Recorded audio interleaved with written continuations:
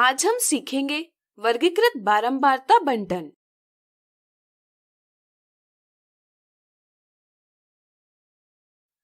प्रतिवर्ष आपके स्कूल में फिटनेस टेस्ट अवश्य ली जाती होगी। आदर्श विद्यालय में भी फिटनेस टेस्ट ली गई, जिसमें बच्चों की पल्स रेट इस प्रकार प्राप्त हुई।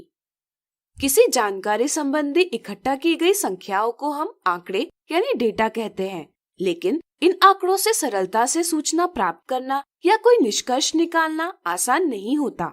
ऐसे आंकड़े यथाप्राप्त आंकड़े यानी रॉ डेटा कहलाते हैं। इन्हें समझने के लिए हम इन्हें आरोही क्रम या अवरोही क्रम में व्यवस्थित कर सकते हैं। वीडियो रोककर आप इन्हें आरोही क्रम में व्यवस्थित करने का प्रयास कीजिए। क्या यह आसान है? जैसे जैसे आंकड़ों की संख्या बढ़ती है, इन्हें किसी क्रम में व्यवस्थित करना मुश्किल होते जाता है। इन्हें व्यवस्थित करने का एक और तरीका है कि हम एक सारणी बनाकर उसके एक स्तंभ में पल्स रेट लिखें और दूसरे स्तंभ में पल्स रेट कितनी बार दोहराई गई है इसे मिलान चिन्हों के रूप में दर्शाएं और तीसरे स्तंभ में मिलान चिन्हों की गिनती लिखें। यह संख्या हमें बताएगी कि आंकड़ों में पल्स रेट कितनी बार दोहराया गया है। कोई प्रेक्षण कितनी बार दोहराया गया है उसे उस प्रेक्षण की बारंबारता यानी फ्रीक्वेंसी कहते हैं। जैसे यहाँ 3 बच्चों का पल्स रेट 61 है। हम कहते हैं कि 61 की बारंबारता 3 है। आंकड़ों को इस प्रकार सारणी में व्यवस्थित करने से हमें बारंबारता बंटन सारणी यानी फ्रीक्वेंसी डिस्ट्रीब्यूशन टेबल प्राप्त होती है। चूंकि यहाँ आंकड़ों के समूह नहीं बनाए गए, इसलिए यह एक अवर्गीकृत बारंबारता बंटन सारणी यानी अनग्रुप फ्रीक्वेंसी डिस्ट्रीब्यूशन टेबल है। चूंकि यहाँ आंकड़े अधिक और विविध है, इसलिए बारंबारता बंटन सारणी लंबी होगी। ऐसी सारणी बनाना एवं इससे कोई सूचना प्राप्त करना भी कठिन होगा। ऐसी स्थिति में हम आंकड़ों के समूह बनाकर इन्हें छोटा कर सकते हैं। दिए गए आंकड़ों में सबसे छोटी संख्या 61 तथा सबसे बड़ी संख्या 99 है। इस तरह से आंकड़ों का परिसर यानी रेंज 61 से 99 तक है। इसलिए हम इस प्रकार समूह बनाएंगे कि जिनमें 61 या इससे अधिक और 99 या इससे छोटी संख्या का वर्गीकरण किया जा सके। यहाँ हम 61 से 65, 66 से 70, 71 से 75 इत्यादि समूह बना सकते हैं। ऐसे प्रत्येक समूह को हम वर्ग यानी क्लास या वर्ग अंतराल यानी क्लास इंटरवल कहते हैं। किसी वर्ग अंतराल में छोटी संख्या को उस वर्ग अंतराल की निम्न वर्ग सीमा यानी लोअर क्लास लिमिट तथा अधिकतम संख्या को उस वर्ग अंतराल की ऊपरी वर्ग सीमा यानी अपर क्लास लिमिट कहते हैं। किसी वर्ग के ऊपरी वर्ग सीमा और निम्न वर्ग सीमा में अंतर वर्ग माप यानी क्लास साइज या वर्ग चौड़ाई यानी क्लास विड्थ कहलाता है। ध्यान रहे, यह प्रत्येक वर्ग अंतराल की माप समान है। अब हम इन समूह में आने वाले आंकड़ों को मिलान चिन्हों द्वारा निरूपित करेंगे। पहली संख्या 74 है, जिसे वर्ग अंतराल 71 से 75 में सम्मिलित किया जाएगा। दूसरी संख्या 61 है, जिसे वर्ग अंतराल 61 से 65 में सम्मिलित किया जाएगा। इसी तरह हम सभी संख्याओं को मिलान चिन्हों के रूप में निरूपित कर लेंगे। मिलान चिन्हों की गिनती से हमें ज्ञात होगा कि प्रत्येक वर्ग अंतराल में कितने आंकड़े सम्मिलित है, यानी कि प्रत्येक वर्ग अंतराल की बारंबारता क्या है। इस प्रकार की सारणी जिसमें आंकड़ों को समूह बनाकर यानी वर्गीकृत करके व्यवस्थित किया जाता है, एक वर्गीकृत बारंबारता बंटन सारणी यानी ग्रुप्ड फ्रीक्वेंसी डिस्ट्रीब्यूशन टेबल कहलाती है। अब हम इस सारणी से सूचना अधिक आसानी से प्राप्त कर सकते हैं। जैसे 25 बच्चों का पल्स रेट 71 से 75 के बीच है। हम दिए गए आंकड़ों को वर्गीकृत करने के लिए 60 से 65, 65 से 70, 70 से 75 आदि समूह भी बना सकते हैं। चलिए आंकड़ों को इन समूहों में वर्गीकृत करें। पहली संख्या 74 है, जिसे हम 70 से 75 के वर्ग अंतराल में सम्मिलित करेंगे।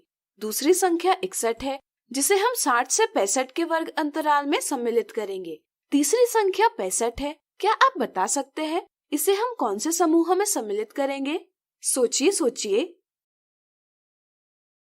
यहाँ हम देखते हैं कि संख्या 65 को 60 से 65 और 65 से 70 इन दो समूहों में सम्मिलित किया जा सकता है। लेकिन यदि इसे दोनों में सम्मिलित किया जाए तो इसकी गिनती 2 बार होगी, जो कि गलत है। इससे बचने के लिए हम परंपरा अनुसार उभयनिष्ठ प्रेक्षण को उच्चतर वर्ग अंतराल में सम्मिलित करते हैं। इस तरह से हम 65 को 65 से 70 के वर्ग अंतराल में सम्मिलित करेंगे। इसी तरह हम सभी संख्याओं का वर्गीकरण कर लेंगे। इस तरह से हमें यहाँ भी एक वर्गीकृत बारंबारता बंटन सारणी प्राप्त होगी। चलिए पहली सारणी की तुलना इस सारणी से करें।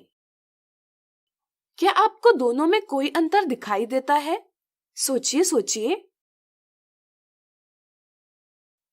चलिए हम बताते हैं। इस सारणी में किन्हीं भी 2 वर्गों में निम्न वर्ग सीमा या ऊपरी वर्ग सीमा उभयनिष्ठ नहीं है, यानी कि वर्गों का अतिव्यापन यानी ओवरलैपिंग नहीं हो रहा। जब वर्ग अनतिव्यापी यानी नॉन ओवरलैपिंग हो तो आंकड़ों का ऐसा वर्गीकरण या बंटन असतत बारंबारता बंटन यानी डिस्क्रीट फ्रीक्वेंसी डिस्ट्रीब्यूशन कहलाता है। इस तरह से यह एक असतत बारंबारता बंटन सारणी है। यदि इस सारणी की बात की जाए तो इसमें वर्गों का अतिव्यापन हो रहा है, यानी वर्ग अतिव्यापी है। आंकड़ों के ऐसे बंटन को हम सतत बारंबारता बंटन यानी कंटिन्यूअस फ्रीक्वेंसी डिस्ट्रीब्यूशन कहते हैं। इससे हमें सतत बारंबारता बंटन सारणी प्राप्त होती है। अगले वीडियो में कुछ उदाहरणों को देखते हुए हम इनके बारे में अवश्य चर्चा करेंगे। आज हमने सीखा वर्गीकृत बारंबारता बंटन। अगले वीडियो में इनसे जुड़े कुछ दिलचस्प उदाहरणों को हल करेंगे।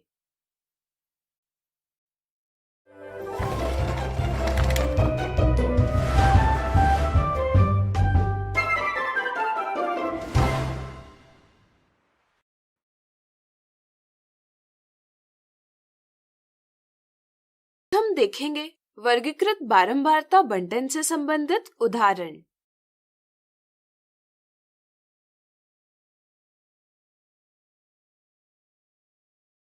किसी कक्षा में बच्चों की ऊंचाई ज्ञात की गई। इससे संबंधित आंकड़ों को नीचे दर्शाई हुई बारंबारता बंटन सारणी यानी फ्रीक्वेंसी डिस्ट्रीब्यूशन टेबल प्रदर्शित करती है। दर्शाई हुई सारणी को एक सतत यानी कंटिन्यूअस वर्गीकृत बारंबारता बंटन सारणी में परिवर्तित कीजिए। दर्शाई गई सारणी में असतत बारंबारता बंटन दर्शाया गया है क्योंकि यह वर्ग अंतराल अनतिव्यापी यानी नॉन ओवरलैपिंग है, यानी कि किन्हीं भी 2 क्रमागत वर्गों के ऊपरी और निम्न सीमाओं यानी अपर एंड लोअर लिमिट्स के रिक्त स्थान है। मान लीजिए किसी बच्चे की ऊंचाई 129.5 सेंटीमीटर हो तो इसे सारणी में कौन से वर्ग अंतराल में सम्मिलित किया जाएगा? सोचिए सोचिए।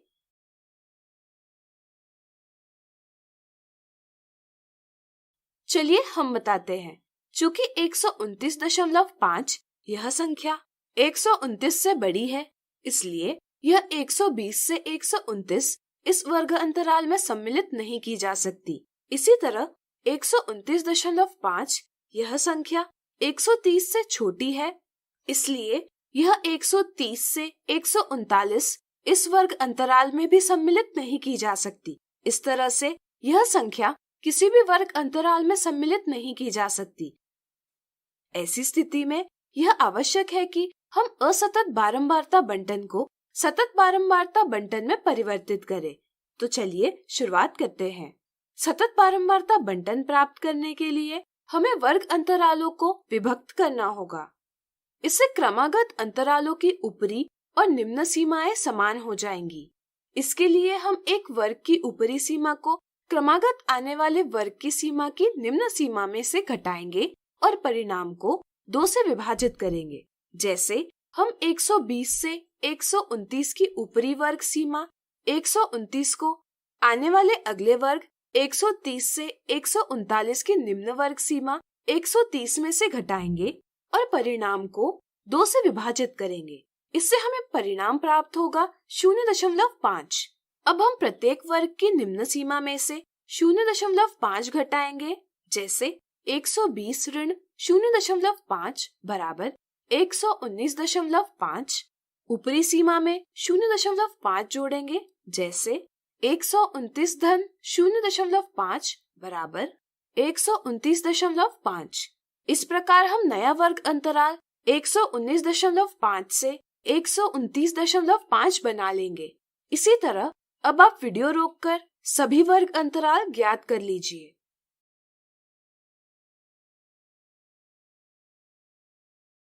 आपको वर्ग अंतराल इस प्रकार प्राप्त होंगे। क्या आप बता सकते हैं कि ये वर्ग अंतराल सतत है या असतत? बिल्कुल सही, ये सतत वर्ग अंतराल है।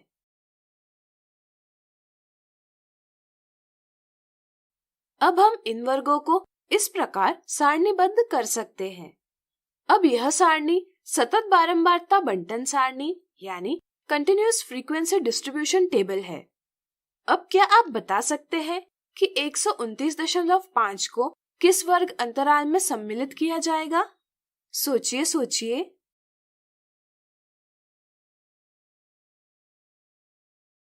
बिल्कुल सही, 129.5 वर्ग अंतराल 119.5 से 129.5 और 129.5 से 139.5 में उभयनिष्ठ है और हम उभयनिष्ठ प्रेक्षण को उच्चतर वर्ग अंतराल में सम्मिलित करते हैं।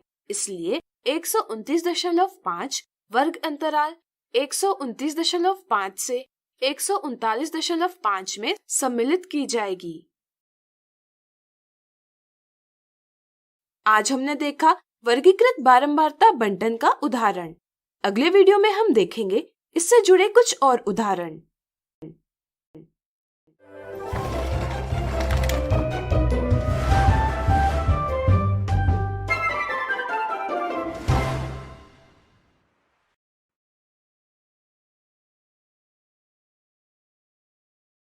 हम देखेंगे वर्गीकृत बारंबारता बंटन से संबंधित कुछ और उदाहरण।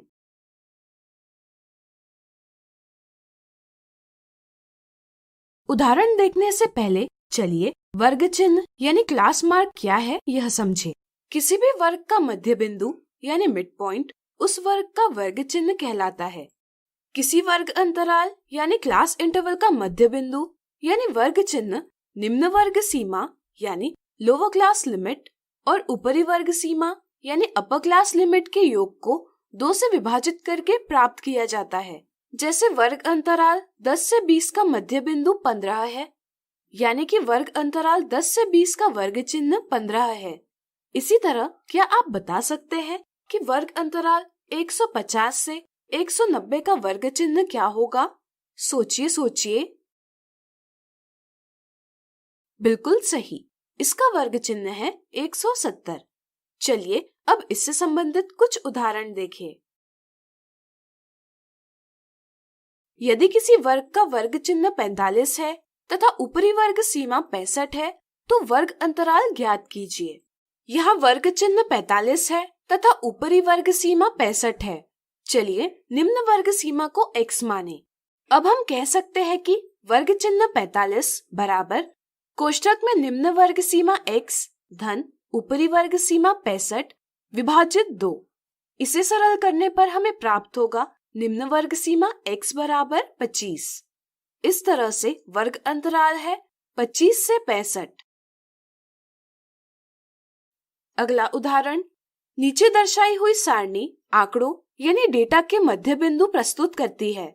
इस सूचना से एक सतत बारंबारता बंटन सारणी यानी कंटिन्यूअस फ्रीक्वेंसी डिस्ट्रीब्यूशन टेबल तैयार कीजिए। दर्शाई सारणी में वर्ग अंतरालों के मध्य बिंदु दर्शाए हैं। सतत बारंबारता बंटन सारणी बनाने के लिए हमें वर्ग अंतराल ज्ञात करने होंगे। यह हमें किसी भी वर्ग अंतराल के निम्न या ऊपरी वर्ग सीमा नहीं दी गई है। क्या आप बता सकते हैं इस स्थिति में हम वर्ग अंतराल कैसे ज्ञात करेंगे? सोचिए सोचिए। चलिए हम बताते हैं। मान लेते हैं कि वर्ग का मध्य बिंदु m है और वर्ग माप यानी क्लास साइज h है। आपको अवश्य याद होगा कि वर्ग अंतराल के ऊपरी और निम्न वर्ग सीमा में अंतर उसका वर्ग माप कहलाता है। चूंकि मध्य बिंदु वर्ग अंतरालों के मध्य स्थित है, इसलिए किन्हीं 2 क्रमागत मध्य बिंदुओं में उतना ही अंतर होगा जितना कि किसी वर्ग अंतराल के निम्न और ऊपरी वर्ग सीमा में। इस तरह से क्रमागत मध्य बिंदुओं के अंतर से हमें वर्गमाप h ज्ञात होगी जो है 10। यदि हम इस अंतर का यानी वर्ग माप का आधा करें तो हमें मध्य बिंदु और निम्न वर्ग सीमा या मध्य बिंदु और ऊपरी वर्ग सीमा में अंतर ज्ञात होगा।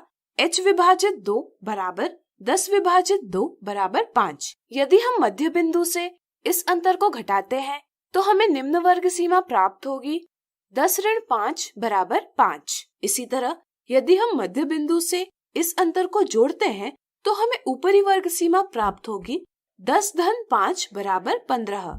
इस तरह हमें पहला वर्ग अंतराल प्राप्त होगा 5 से 15। इसी तरह हम मध्य बिंदु 20 से 5 घटाकर दूसरे वर्ग की निम्न वर्ग सीमा 15 प्राप्त कर सकते हैं और 20 में 5 जोड़कर दूसरे वर्ग की ऊपरी वर्ग सीमा 25 प्राप्त कर सकते हैं, यानी कि दूसरा वर्ग अंतराल होगा 15 से 25। इसी तरह हम सभी वर्ग अंतराल इस प्रकार ज्ञात कर सकते हैं। अब हम प्राप्त जानकारी से सतत बारंबारता बंटन सारणी इस प्रकार बना सकते हैं। तो आज हमने देखे वर्गीकृत बारंबारता बंटन से संबंधित कुछ दिलचस्प उदाहरण।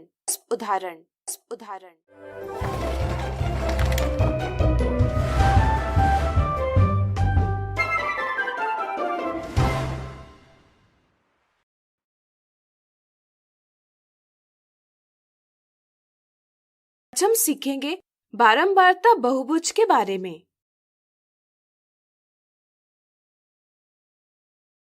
पिछले वीडियो में हमने वर्गीकृत आंकड़ों को आयत चित्र यानी हिस्टोग्राम के रूप में निरूपित करना सीखा। आयत चित्र की ही तरह बारंबारता बहुभुज यानी फ्रीक्वेंसी पॉलीगॉन भी वर्गीकृत आंकड़ों को चित्रीय रूप में दर्शाने का एक तरीका है।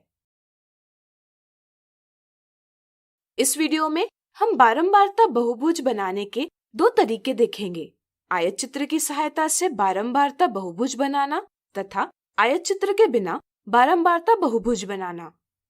चलिए आयत चित्र की सहायता से बारंबारता बहुभुज बनाना सीखें। मान लीजिए किसी स्कूल में 9वीं कक्षा के छात्रों की ऊंचाई सेंटीमीटर में इस बारंबारता बंटन सारणी में प्रस्तुत की गई है। यह बंटन एक सतत बारंबारता बंटन यानी कंटिन्यूअस फ्रीक्वेंसी डिस्ट्रीब्यूशन है, क्योंकि यह वर्ग अंतरालों का अतिव्यापन यानी ओवरलैपिंग हो रहा है। बारंबारता बंटन सारणी से हम इस प्रकार आयत चित्र बना सकते हैं। वीडियो रोककर इस पर विचार करें। चलिए आगे बढ़ते हैं। बारंबारता बहुभुज बनाने के लिए पहले हमें प्रत्येक आयत के ऊपरी भुजा का मध्य बिंदु ज्ञात करना होगा। वर्ग अंतराल 120 से 130 का मध्य बिंदु होगा 125।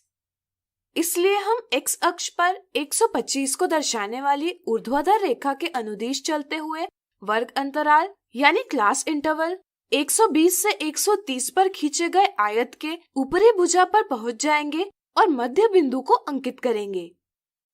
यह 125 वर्ग अंतराल 120 से 130 का मध्य बिंदु है। इसे हम वर्ग चिन्ह यानी क्लास मार्क भी कहते हैं।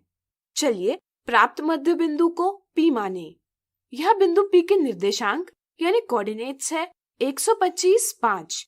इसी तरह हम सभी आयतों के ऊपरी भुजाओं के मध्य बिंदु ज्ञात करेंगे। हम मान लेते हैं कि वर्ग अंतराल 120 से 130 के पहले एक काल्पनिक वर्ग अंतराल 110 से 120 है, जिसकी बारंबारता 0 है, यानी किसी भी छात्र की ऊंचाई इस वर्ग अंतराल में नहीं है। इसी तरह हम यह भी मान लेते हैं कि वर्ग अंतराल 160 से 170 के बाद एक काल्पनिक वर्ग अंतराल 170 से 180 है और इनकी भी बारंबारता 0 है। हम इनका भी मध्य बिंदु अंकित करेंगे। अब हम सभी मध्य बिंदुओं को रेखाखंडों से जोड़ेंगे। इससे हमें रेखाखंडों से बनी आकृति OPQRSTU प्राप्त होगी। ध्यान से देखने पर आपको पता चलेगा कि यह आकृति एक बहुभुज यानी पॉलीगॉन है, जिसके शीर्ष यानी वर्टिसेस वर्ग अंतरालों की संगत बारंबारता को दर्शाते हैं। चूंकि वर्ग अंतरालों के बारंबारताओं को बहुभुज के रूप में निरूपित किया गया है, इसलिए हम इसे एक बारंबारता बहुभुज यानी फ्रीक्वेंसी पॉलीगॉन कहते हैं। यहाँ आप देख सकते हैं कि रेखा आलेख के बाहर स्थित त्रिभुजों को इस प्रकार रेखा आलेख के अंदर व्यवस्थित किया जा सकता है। इससे यह पता चलता है कि बारंबारता बहुभुज का क्षेत्रफल आयत चित्र के क्षेत्रफल के बराबर है।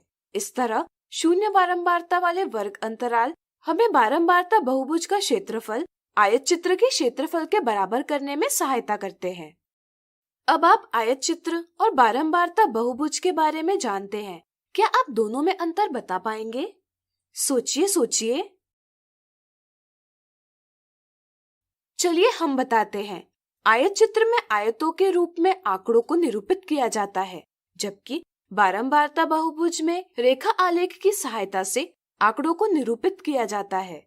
आयत चित्र के संदर्भ में हम कह सकते हैं कि किसी वर्ग अंतराल के भिन्न बिंदुओं की ऊंचाई निश्चित होती है।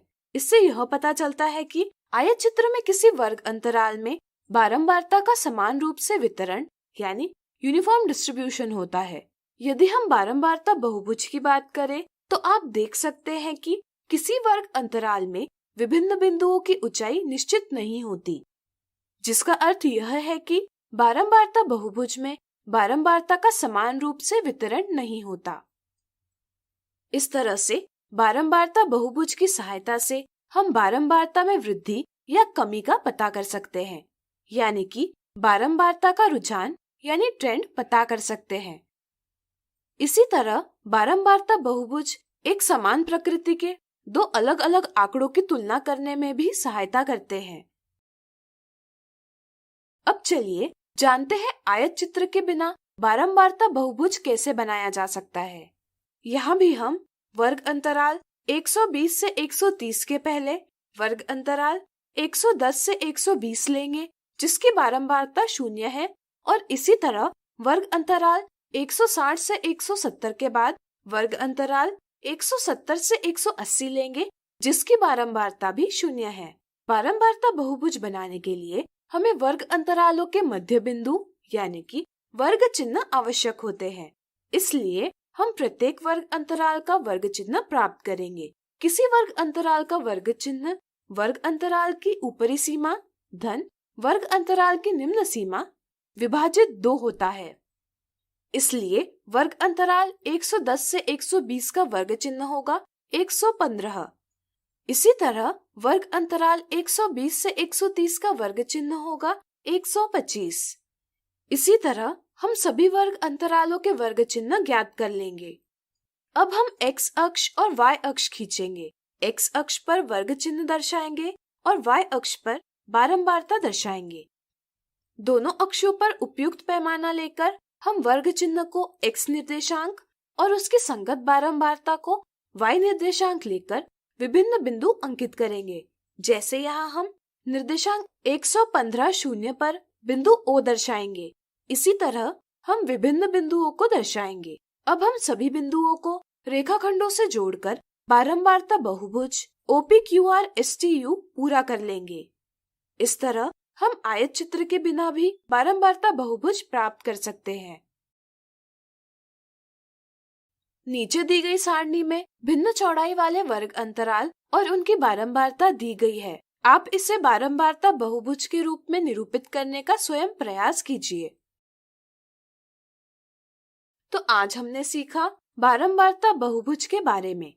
अगले वीडियो में इससे जुड़े कुछ दिलचस्प उदाहरण देखेंगे।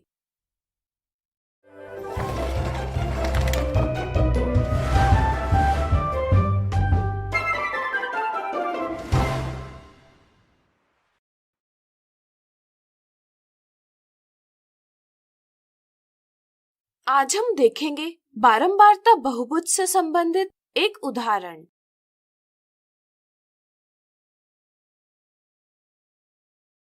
नितिन ने पुस्तकों के प्रकाशन का व्यवसाय शुरू किया। व्यवसाय के शुरुआती कुछ दिनों में पुस्तकों का उत्पादन इस प्रकार है। आयत चित्र यानी हिस्टोग्राम की सहायता लिए बिना नितिन के व्यवसाय की प्रगति को बारंबारता बहुभुज यानी फ्रीक्वेंसी पॉलीगॉन के रूप में निरूपित कीजिए। स्वतंत्र रूप से बारंबारता बहुभुज बनाने के लिए हमें वर्ग चिन्ह यानी क्लास मार्क आवश्यक है। हम जानते हैं कि वर्ग अंतराल के मध्य बिंदु को वर्ग चिन्ह कहा जाता है। क्या आप बता सकते हैं कि हम वर्ग चिन्ह कैसे पता करते हैं? सोचिए। बिल्कुल सही। किसी वर्ग अंतराल का वर्ग चिन्ह ज्ञात करने के लिए हम वर्ग अंतराल की ऊपरी सीमा यानी अपर लिमिट और निम्न सीमा यानी लोअर लिमिट के योगफल को 2 से विभाजित करते हैं। जैसे वर्ग अंतराल 0 से 6 का वर्ग चिन्ह होगा 3।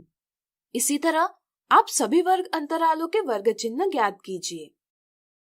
अब हम x अक्ष पर वर्ग अंतराल यानी दिन दर्शाएंगे तथा y अक्ष पर बारंबारता यानी पुस्तकों की संख्या दर्शाएंगे। इसके लिए हमें प्रत्येक अक्ष पर उपयुक्त पैमाना चुनना होगा। हम x अक्ष पर 1 इकाई बराबर 6 दिन तथा y अक्ष पर 1 इकाई बराबर 240 पुस्तकें ले सकते हैं। इसके बाद हम सभी वर्ग अंतरालों के वर्ग चिन्ह और उनकी बारंबारता को क्रमशः बिंदु B, बिंदु C, बिंदु D, बिंदु E और बिंदु F से निरूपित करेंगे। इसके बाद हम सभी बिंदुओं को रेखाखंडों से जोड़ेंगे। बारंबारता बहुभुज को पूरा करने के लिए हम वर्ग अंतराल 0 से 6 के पहले एक काल्पनिक वर्ग अंतराल ऋण 6 से 0 लेंगे, जिसके लिए हम x अक्ष को ऋणात्मक दिशा में बढ़ाएंगे। इस वर्ग अंतराल का वर्ग चिन्ह ऋण 3 होगा। चूंकि इस काल्पनिक वर्ग अंतराल में पुस्तकों का उत्पादन नहीं किया गया है, इसलिए इस वर्ग अंतराल की बारंबारता 0 ली जा सकती है। अब हम निर्देशांक ऋण 3 0 पर बिंदु P निरूपित करेंगे और बिंदु P को बिंदु B से रेखाखंड द्वारा जोड़ेंगे।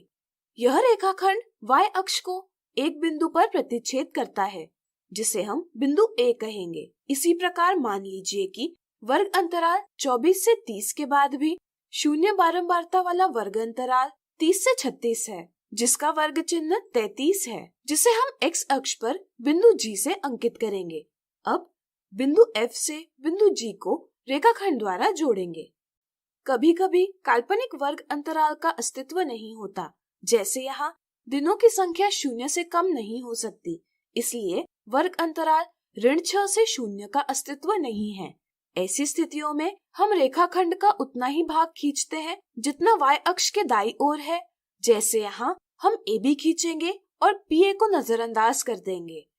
फिर हम y अक्ष और इस रेखाखंड के प्रतिच्छेदन बिंदु को मूल बिंदु यानी ओरिजिन से जोड़ते हैं। जैसे यहाँ हम A को मूल बिंदु O से जोड़ेंगे। इस तरह हमें बारंबारता बहुभुज प्राप्त होगा OABCDEFG। इस बारंबारता बहुभुज को देखकर हम विभिन्न सूचनाएं प्राप्त कर सकते हैं, जैसे पुस्तकों का उत्पादन 15वें दिन तक बढ़ गया, फिर 21वें दिन तक स्थिर रहा, फिर 27वें दिन तक बढ़ता गया और फिर कम होते गया। क्या आप पता कर सकते हैं कि 90वें दिन से 15वें दिन तक पुस्तकों के उत्पादन में किस दर से वृद्धि हुई? अपने दोस्तों के साथ चर्चा करके इसका जवाब अवश्य ज्ञात करें। तो आज हमने देखा बारंबारता बहुभुज से संबंधित एक उदाहरण। अगले वीडियो में एक और दिलचस्प उदाहरण देखेंगे।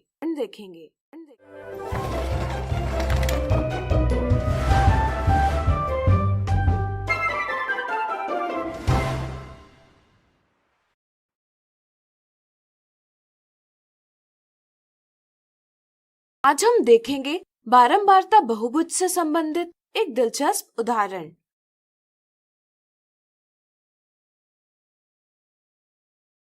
दवाई बनाने वाली एक फैक्ट्री में काम करने वाले कर्मचारियों के स्वास्थ्य की नियमित जांच यानी रेगुलर चेकअप किया जाता है। कर्मचारियों के स्वास्थ्य की जांच करवाने के लिए एक डॉक्टर को फैक्ट्री में बुलाया गया। डॉक्टर ने कर्मचारियों की जांच करने से पहले कर्मचारियों को 2 आयु वर्गों में बांटा, 25 से 40 की आयु वाले कर्मचारी और 40 या इससे अधिक और 60 के बीच के आयु वाले कर्मचारी। इसके बाद डॉक्टर ने सभी कर्मचारियों के रक्तचाप यानी ब्लड प्रेशर की जांच की और दर्शाई गई रिपोर्ट बनाई। एक ही आलेख पर दोनों आयु वर्गों के रक्तचापों के लिए बारंबारता बहुभुज यानी फ्रीक्वेंसी पॉलीगॉन खींचिए। वीडियो रोककर पहले आप स्वयं प्रयास कीजिए। चलिए हम बताते हैं। यह हमें एक ही आलेख पर दोनों आयु वर्ग दर्शाने हैं। हमारी सुविधा के लिए हम बिना आयत चित्र बनाए ही बारंबारता बहुभुज बनाएंगे। पहले हम प्रत्येक वर्ग अंतराल यानी क्लास इंटरवल का वर्ग चिन्ह यानी क्लास मार्क यानी मध्य बिंदु ज्ञात करेंगे। इसके लिए हम प्रत्येक वर्ग अंतराल की ऊपरी सीमा यानी अपर लिमिट और निम्न सीमा यानी लोअर लिमिट के योगफल को 2 से विभाजित करेंगे। जैसे वर्ग अंतराल 90 से 100 का मध्य बिंदु है 95। इसी तरह हम सभी वर्ग अंतरालों के वर्ग चिन्ह ज्ञात कर लेंगे। अब हम वर्ग अंतराल 90 से 100 के पहले शून्य बारंबारता का वर्ग अंतराल 80 से 90 लेंगे, जिसका वर्ग चिन्ह 85 है। इसी तरह हम वर्ग अंतराल 170 से 180 के बाद भी शून्य बारंबारता का वर्ग अंतराल 180 से 190 लेंगे, जिसका वर्ग चिन्ह 185 है। इस तरह यह वर्ग चिन्ह 85 से 185 तक है। इसलिए हम x अक्ष पर 1 इकाई का मान इस प्रकार लेकर वर्ग चिन्ह दर्शाएंगे जो रक्तचापों को दर्शाते हैं। चूंकि यहाँ शुरुआत 85 से हो रही है, इसलिए हम 0 से 85 तक के वर्ग चिन्ह अंकित नहीं करेंगे, जिसे दर्शाने के लिए हम इस प्रकार एक निकुंज का चिन्ह बनाएंगे। यदि हम 25 से 40 की आयु के कर्मचारियों की संख्या और 40 से 60 की आयु के कर्मचारियों की संख्या को देखें तो यह वर्ग अंतरालों की बारंबारता निरूपित करने के लिए 1 इकाई बराबर 6 कर्मचारी यह पैमाना उपयुक्त हो सकता है, क्योंकि कई संख्याएं 6 की गुणज है तथा अन्य संख्याओं को भी इस पैमाने से आसानी से निरूपित किया जा सकता है। जैसे 15 को 2 इकाई धन 1/2 इकाई यानी 2 और 1/2 इकाई लंबाई से निरूपित किया जा सकता है। इसलिए हम y अक्ष पर 1 इकाई बराबर 6 कर्मचारी यह पैमाना लेंगे। अब हम 25 से 40 की आयु के कर्मचारियों की संख्या को निरूपित करने के लिए बारंबारता बहुभुज खींचेंगे। इसके लिए हम वर्ग चिन्ह को x निर्देशांक और कर्मचारियों की संख्या को y निर्देशांक मानेंगे।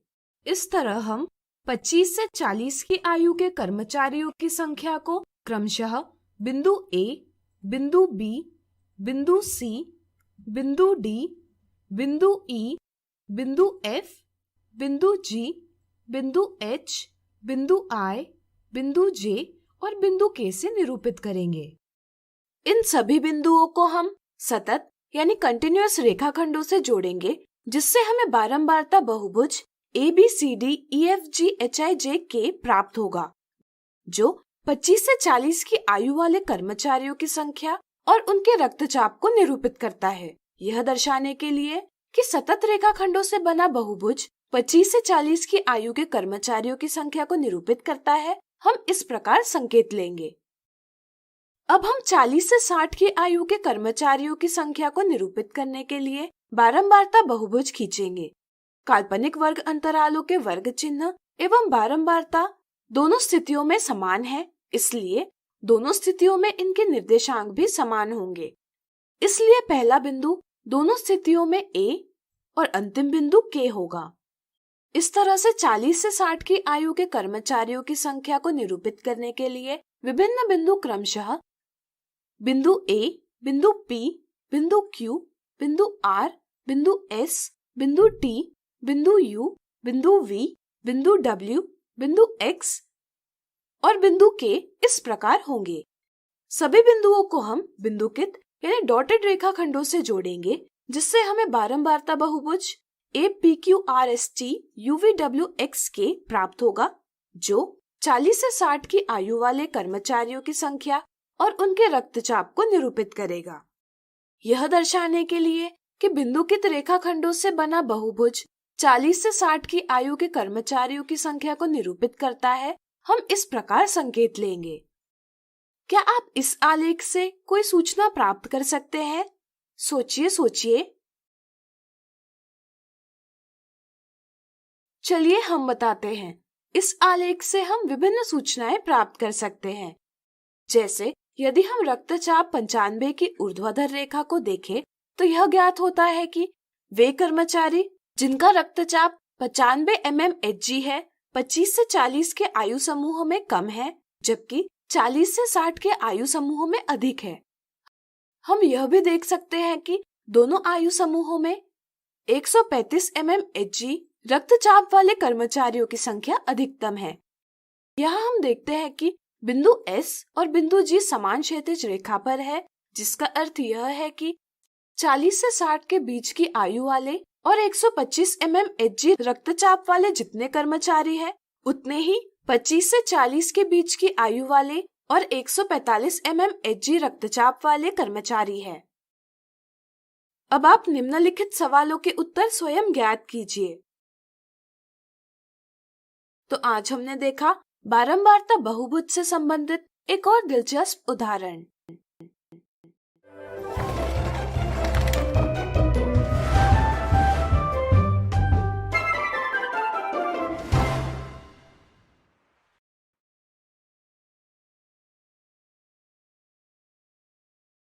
आज हम सीखेंगे एक समान चौड़ाई वाले आयत चित्र के बारे में।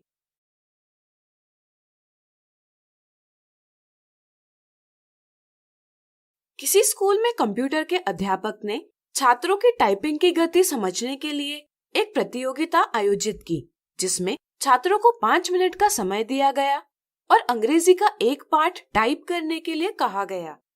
दिए गए समय में छात्र कितने शब्द टाइप करते हैं, इसकी जानकारी एकत्रित की गई, जो इस प्रकार थी। प्रेक्षण अधिक होने के कारण उन्होंने इन्हें एक वर्गीकृत बारंबारता बंटन सारणी यानी ग्रुप फ्रीक्वेंसी डिस्ट्रीब्यूशन टेबल में व्यवस्थित करना उचित समझा, जो इस प्रकार थी। क्या आप बता सकते हैं कि यह किस प्रकार का बंटन यानी डिस्ट्रीब्यूशन है? सोचिए। बिल्कुल सही। चूंकि वर्ग अंतराल यानी क्लास इंटरवल सतत है, इसलिए यह सतत बारंबारता बंटन यानी कंटिन्यूअस फ्रीक्वेंसी डिस्ट्रीब्यूशन है।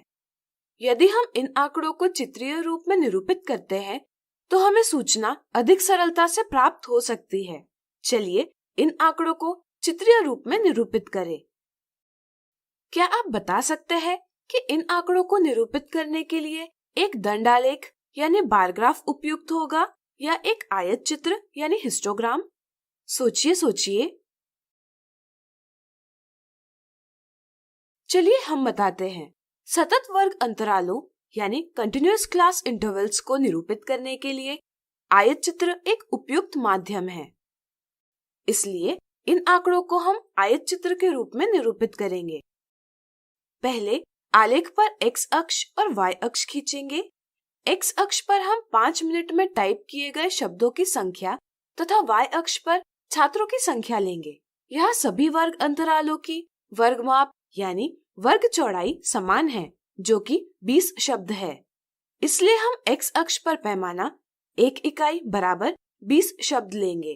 वर्ग अंतरालों की शुरुआत 60 से होती है तथा वे 180 पर समाप्त होते हैं। चूंकि यहाँ पहला वर्ग अंतराल 60 से प्रारंभ हो रहा है, इसलिए हमें 0 से 60 तक की संख्याएं x अक्ष पर दर्शाना आवश्यक नहीं। यह दर्शाने के लिए कि हम 0 से 60 तक की संख्याएं नहीं ले रहे हैं, हम x अक्ष पर इस प्रकार एक निकुंज यानी किंक का चिन्ह बनाएंगे।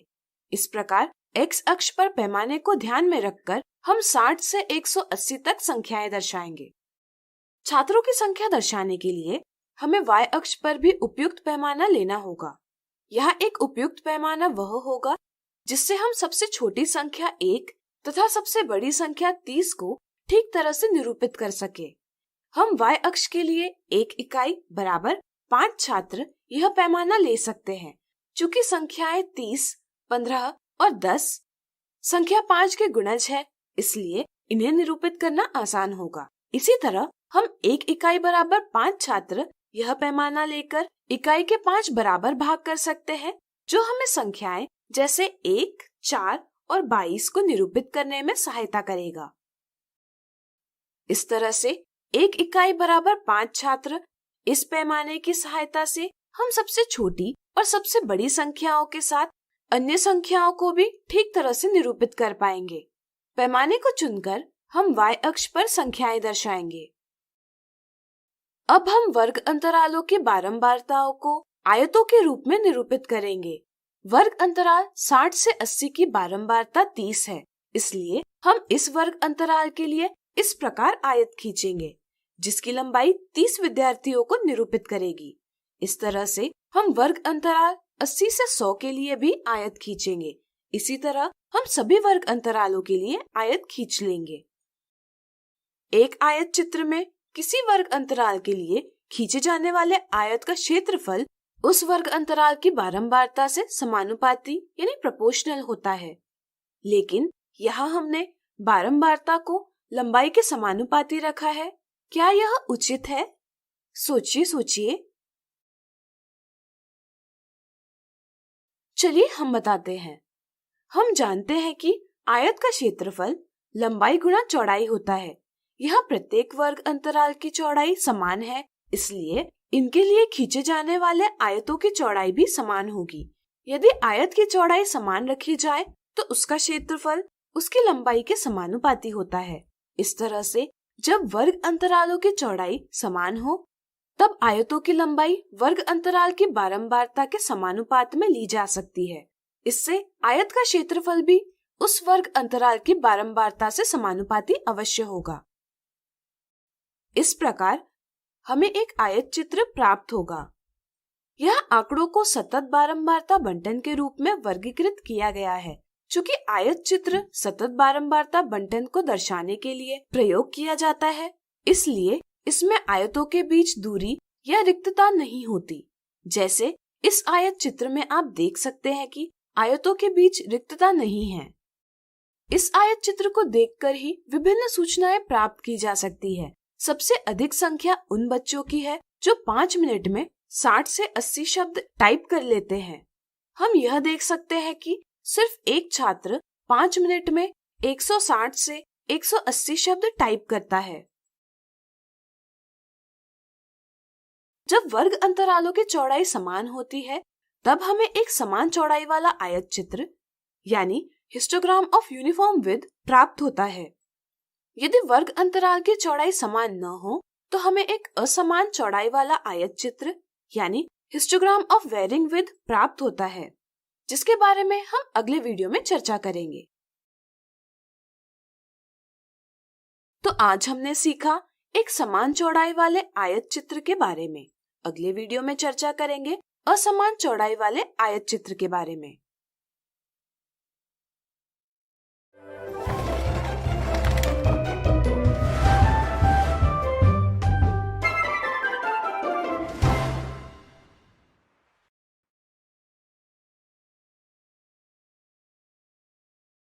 सीखेंगे असमान चौड़ाई वाले आयत चित्र के बारे में।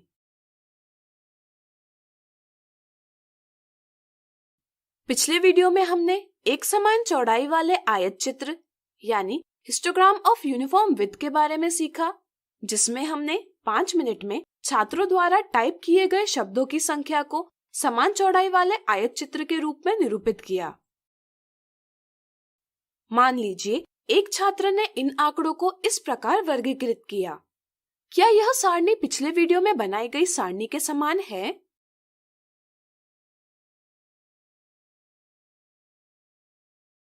नहीं। यहाँ हम देखते हैं कि पहले वर्ग अंतराल की वर्ग चौड़ाई 40 है, दूसरे वर्ग अंतराल की वर्ग चौड़ाई 20 है और तीसरे वर्ग अंतराल की वर्ग चौड़ाई 60 है। इस तरह इस बारंबारता बंटन सारणी में वर्ग अंतरालों की चौड़ाइयां भिन्न हैं। इन आंकड़ों को निरूपित करने के लिए उस छात्र ने वर्ग अंतरालों के लिए खींचे जाने वाले आयतों की लंबाई बारंबारता के समानुपात में रखकर इस प्रकार आयत चित्र खींचा। क्या उसने सही आयत चित्र खींचा? सोचिए।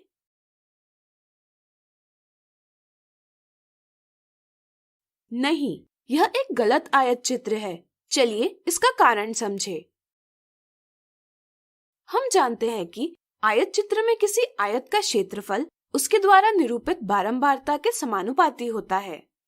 इस कथन के अनुसार यहाँ प्रत्येक आयत का क्षेत्रफल उसके द्वारा निरूपित बारंबारता के समानुपाती होना चाहिए। चूंकि यहाँ वर्ग अंतराल 100 से 120 और वर्ग अंतराल 120 से 180 की बारंबारता समान है, इसलिए इन्हें निरूपित करने वाले आयतों का क्षेत्रफल भी समान होना चाहिए। लेकिन यह दोनों का क्षेत्रफल भिन्न दिखाई देता है। हम इसे गणितीय तौर पर भी समझ सकते हैं। यहाँ हम देखते हैं कि वर्ग अंतराल 100 से 120 की बारंबारता 15 को निरूपित करने वाले आयत की लंबाई 1.5 इकाई तथा चौड़ाई 1 इकाई है। इस तरह इस आयत का क्षेत्रफल लंबाई गुणा चौड़ाई बराबर 1.5 इकाई वर्ग है। इसी तरह वर्ग अंतराल 120 से 180 की बारंबारता 15 को निरूपित करने वाले आयत की लंबाई 1.5 इकाई तथा चौड़ाई 3 इकाई है। इस तरह इस आयत का क्षेत्रफल 4.5 इकाई वर्ग है। इन आयतों के क्षेत्रफल का अनुपात 1/3 है, लेकिन इन दोनों वर्ग अंतरालों की बारंबारताओं का अनुपात 1/1 है।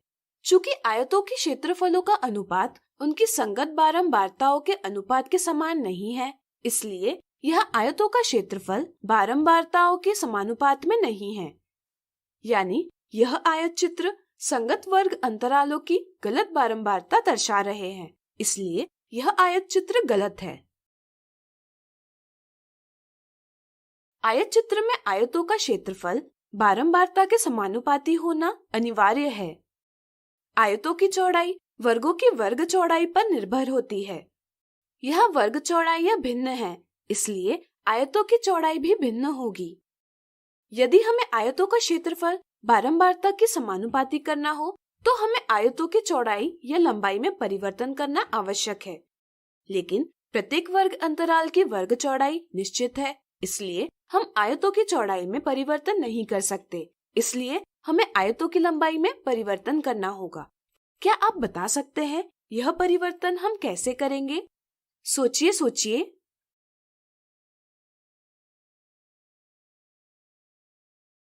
चलिए हम बताते हैं। इसके लिए हम वर्ग अंतरालों की न्यूनतम वर्ग चौड़ाई यानी लोएस्ट क्लास विड्थ को खोजेंगे।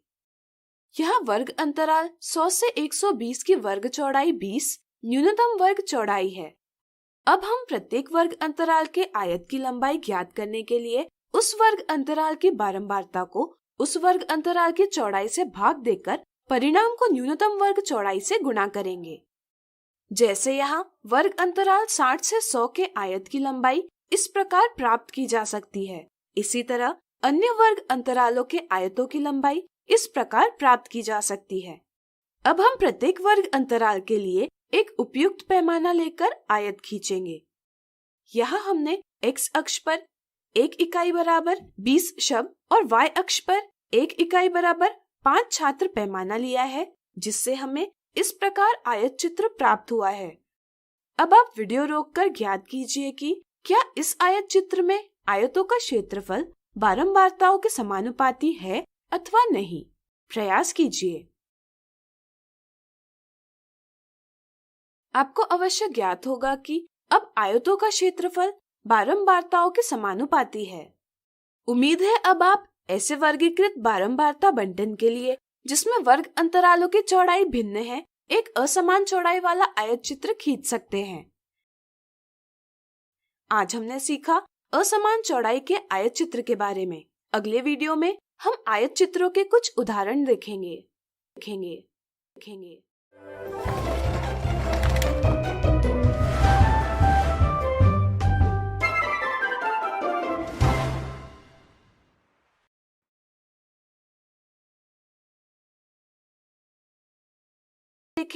आयत चित्र से जुड़े कुछ दिलचस्प उदाहरण। विनीता को जानना था कि उसके गांव में कितने व्यक्ति साक्षर है। यह ज्ञात करने के लिए विनीता ने गांव में सर्वेक्षण किया। सर्वेक्षण से प्राप्त जानकारी को विनीता ने नीचे दर्शाई गई बारंबारता बंटन सारणी यानी फ्रीक्वेंसी डिस्ट्रीब्यूशन टेबल में प्रस्तुत किया। क्या आप इस सूचना को आयत चित्र यानी हिस्टोग्राम के रूप में निरूपित कर सकते हैं? दर्शाई गई सारणी में सभी वर्ग अंतरालों यानी क्लास इंटरवल्स की वर्ग चौड़ाई यानी क्लास विड्थ समान नहीं है। यहाँ हमें लंबाइयों में उपयुक्त परिवर्तन करना होगा ताकि आयतों का क्षेत्रफल वर्ग अंतराल के बारंबारता के समानुपात में हो जाए। इसके लिए सबसे पहले हम प्रत्येक वर्ग अंतराल की चौड़ाई ज्ञात करेंगे और न्यूनतम वर्ग चौड़ाई यानी लोएस्ट क्लास विड्थ को चुनेंगे, यानी कि यहाँ हम 10 को चुनेंगे। अब हम आयतों की लंबाइयों में इस प्रकार परिवर्तन करेंगे जिससे कि वह वर्ग चौड़ाई 10 के समानुपाती हो जाए।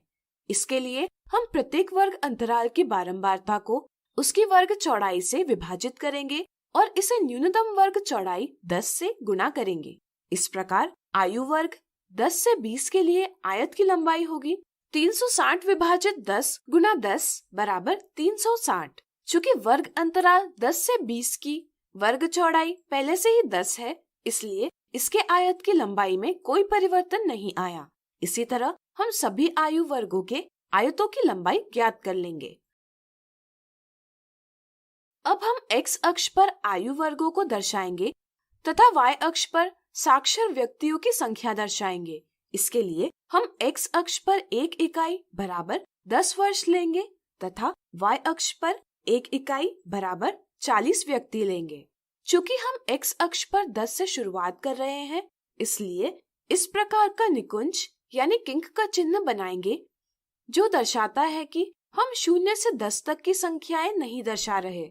अब हम आयु वर्ग 10 से 20 के लिए आयत की चौड़ाई 10 और आयत की लंबाई 360 रखकर आयत खींचेंगे। इसी तरह हम सभी आयु वर्गों के लिए उपयुक्त चौड़ाई और लंबाई लेकर आयत खींचेंगे।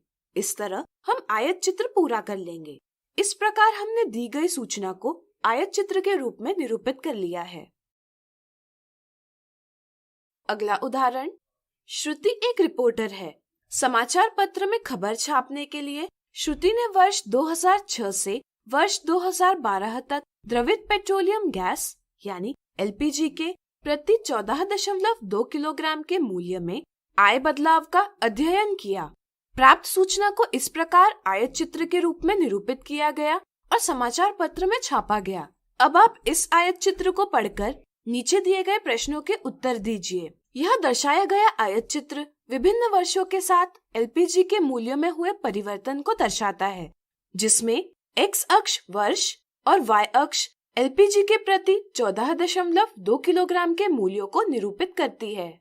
यहाँ प्रत्येक वर्ग अंतराल की चौड़ाई 1 वर्ष यानी कि समान है तथा y अक्ष का पैमाना है 1 इकाई बराबर 100 रुपए। क्या आप बता सकते हैं कि दर्शाए गए आलेख में ऐसे कितने वर्ष है जब द्रवित पेट्रोलियम गैस यानी एलपीजी का मूल्य 500 रुपए से कम रहा? यहाँ हम देखते हैं कि द्रवित पेट्रोलियम गैस का मूल्य वर्ष अंतराल 2006 से 2007, 2007 से 2008 और 2008 से 2009 में 500 रुपए से कम है। यह प्रत्येक वर्ग की चौड़ाई 1 वर्ष है, इसलिए हम कह सकते हैं कि एलपीजी का मूल्य 500 रुपए से कम 3 वर्षों के लिए रहा। क्या आप बता सकते हैं कि वर्ष 2007 की तुलना में वर्ष 2008 में एलपीजी के मूल्य में कितने प्रतिशत वृद्धि यानी परसेंटेज इंक्रीज हुई? यह 2008 में एलपीजी का मूल्य 420 है और 2007 में एलपीजी का मूल्य 340 है। इस तरह 2007 से 2008 वर्ष तक एलपीजी के मूल्य में 80 रुपए की वृद्धि हुई। यह वृद्धि 340 रुपए पर हुई है, इसलिए हम 340 को आधार मानेंगे। इस तरह से एलपीजी के मूल्य में 23.53% की वृद्धि हुई है। आयत चित्र को देखकर ज्ञात कीजिए कि कितने वर्ष एलपीजी का मूल्य 500 रुपए से 800 रुपए तक रहा। आलेख में वर्ष 2009 से 2010, 2010 से 2011 के वर्ग अंतरालों में एलपीजी का मूल्य 500 से 800 रुपए के बीच में है। इसलिए हम कह सकते हैं कि 2 वर्षों में एलपीजी का मूल्य 500 रुपए से 800 रुपए तक रहा। अब आप वीडियो रोककर दी गई जानकारी से एक आयत चित्र बनाने का स्वयं प्रयास कीजिए। आज हमने देखे आयत चित्र से जुड़े कुछ दिलचस्प उदाहरण। अगले वीडियो में देखेंगे इनसे जुड़ी मिथ्या धारणा।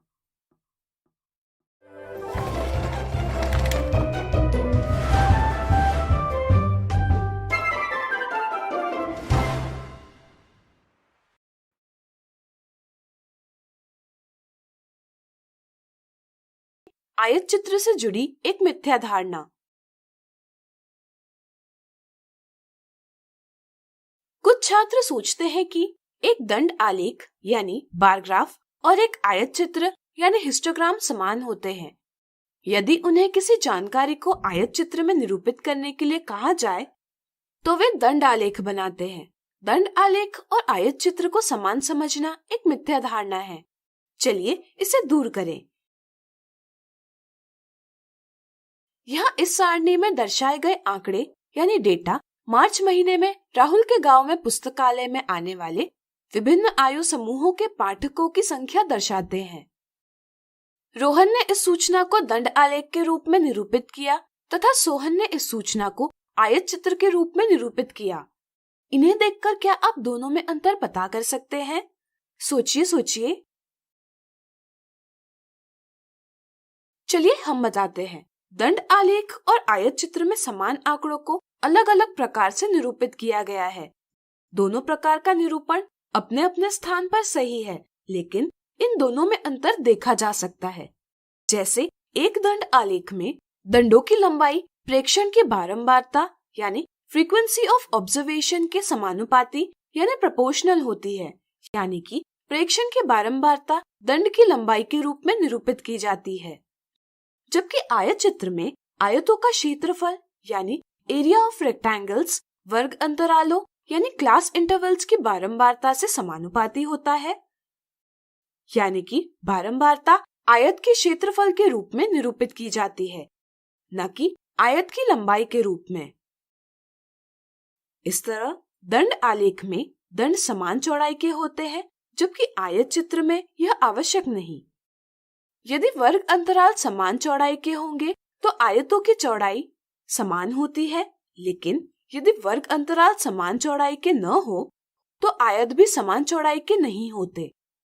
आयत चित्र सतत वर्गीकृत बारंबारता बंटन यानी कंटिन्यूअस ग्रुप्ड फ्रीक्वेंसी डिस्ट्रीब्यूशन के लिए बनाया जाता है, इसलिए आयतों के बीच रिक्तता यानी गैप नहीं होती। लेकिन दंड आलेख विभिन्न श्रेणियों यानी कैटेगरीज की तुलना करने के लिए खींचा जाता है, जबकि आयत चित्र आंकड़ों का वितरण समझने के लिए खींचा जाता है। उदाहरण के लिए इस दंड आलेख में तीनों आयु वर्गों को एक श्रेणी के रूप में लिया गया है। विभिन्न आयु वर्गों के पाठकों की तुलना की जा सकती है। जैसे यहाँ सबसे अधिक पाठकों की आयु 20 से 40 के बीच है। यदि हम आयत चित्र में देखें तो हमें 10 से 70 तक के आयु में पाठकों की संख्या का वितरण ज्ञात होता है।